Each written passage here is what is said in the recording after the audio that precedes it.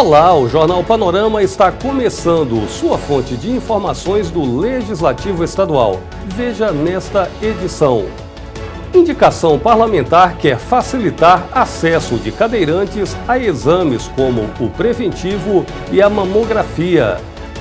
Deputados sugerem que votação de projetos do Executivo Estadual seja interrompida por causa do período de transição de governo.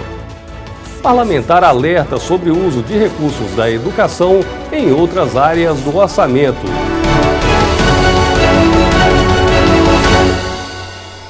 Anualmente, as campanhas Outubro Rosa e Novembro Azul reforçam a importância do diagnóstico precoce do câncer de mama e câncer de próstata, mas nem todos têm acesso fácil aos exames.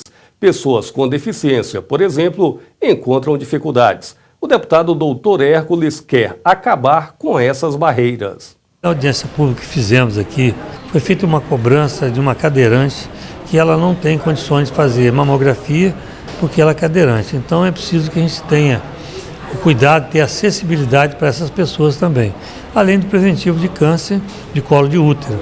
Então para as mulheres eu estou fazendo essa indicação e para os homens também outra agora, porque os homens também cadeirante precisa fazer exame de próstata, então nós temos que ter acessibilidade, o poder público é obrigado, por lei, a ter acessibilidade para essas pessoas com dificuldade de andar, enfim, qualquer tipo de dificuldade que tenha e que não tenha acesso a esse exame, o Estado que eu digo é o poder público, é o município, é o Estado federal e a União, são responsáveis pela acessibilidade dessas pessoas de acordo com a lei federal.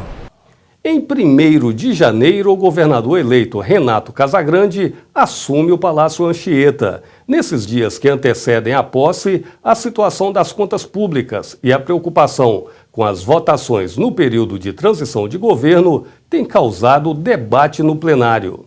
Os projetos que estão aqui na casa, que foram encaminhados pela atual administração do governo do Estado, não sejam mais colocados para ser votado nesse exercício, porque entendo que em essas matérias, já estando no final do ano, elas vão interessar muito mais ao governador eleito do que o governador que está saindo. Então são matérias polêmicas e matérias, de certa forma, de alta indagação e que poderão até sofrer alguma modificação pelo governador eleito. Quem vai governar o Estado a partir de janeiro é o Renato.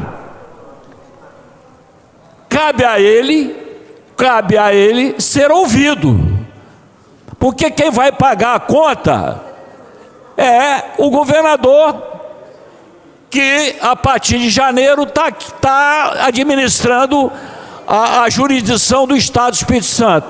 O nosso Estado é um ponto divergente, digamos assim, é um ponto fora da curva da média nacional.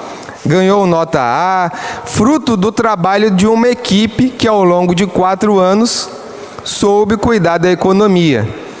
Mas soube cuidar da economia e dos cofres, mas não teve uma capacidade também grande de investimento.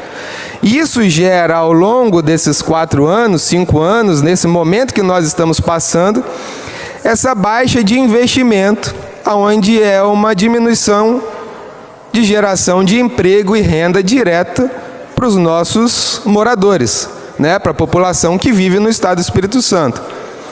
E isso ainda é muito alarmante, porque o ano de 2019 não demonstra ainda uma recuperação a qual diversos investidores estavam achando. O uso de recursos públicos para manutenção e desenvolvimento do ensino, MDE, também esteve em destaque. O alerta foi sobre a destinação de valores para despesas que não estariam relacionadas diretamente à área da educação. Eu não estou aqui desqualificando de uma forma generalizada o atual governo e a questão de equilíbrio de contas públicas. No entanto, e eu repeti isso muitas vezes aqui no plenário, sobre a questão da inconstitucionalidade existente no Estado de maquiar o orçamento no que tange a questão da obrigatoriedade do uso dos 25% no chamado MDE.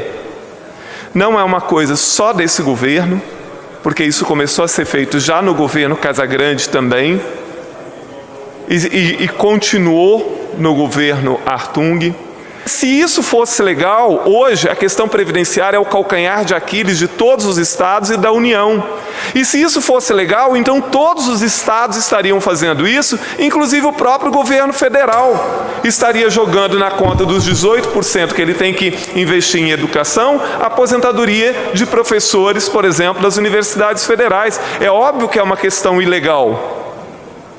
E a imprensa, em grande parte, tanto a imprensa nacional quanto a imprensa do Estado, a chamada grande imprensa, faz ouvidos de mercador sobre isso, como se isso não fosse uma realidade. É óbvio que o fato da própria ex-secretária de Fazenda aqui do Estado estar no Tesouro Nacional não é por acaso. Nós acabamos fazendo uma denúncia também ao Ministério Público Federal em relação a essa situação, porque o governo do Estado está fraudando as informações ao governo federal. Por quê?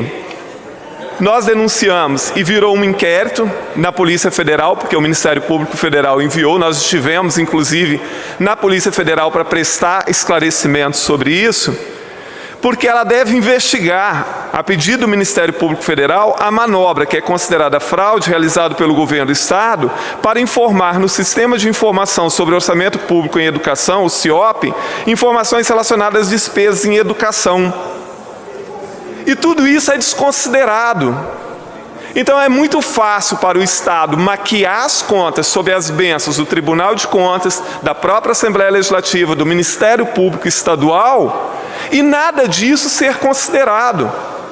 Esses são apenas alguns dos temas abordados nas sessões plenárias. No programa Em Discussão, que vai ao ar no fim de semana, você pode rever outros assuntos debatidos pelos parlamentares. Plenário do Povo. Se houver indicação médica, pacientes podem fazer uso da maconha para fins terapêuticos. Eu fui às ruas conversar com a população sobre essa proposta.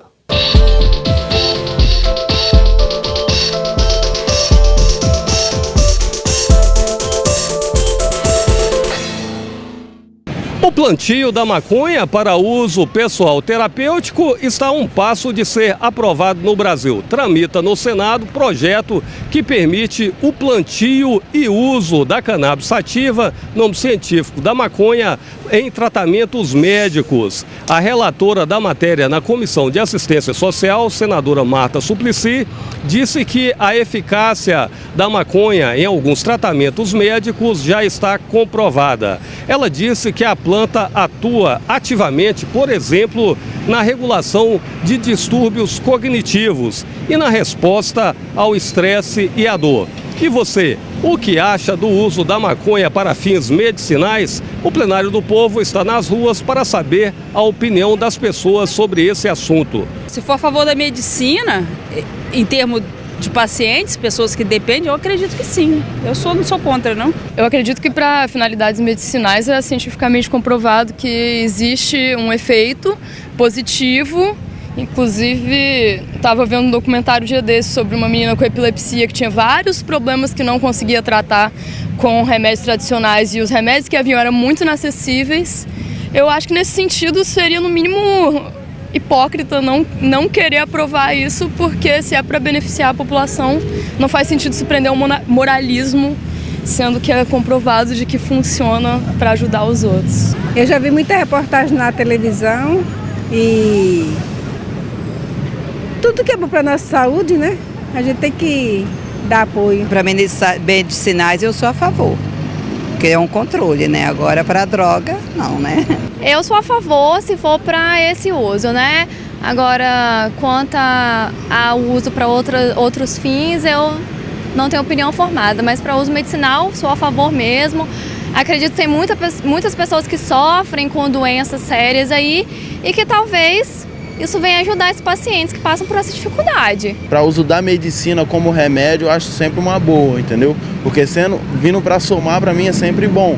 Mas só que eu acho que como uso plantio seria bem difícil para controlar, até mesmo na favela, no morro hoje, é bem difícil, porque a gente vê jovens hoje se destruindo por causa da maconha. Eu sou a favor, até porque seria para o meio medicinal, iria favorecer muita gente que está precisando, para evitar algumas doenças e como tratamento também. Se for para uso medicinal, se realmente houver a cura, eu creio que é válido.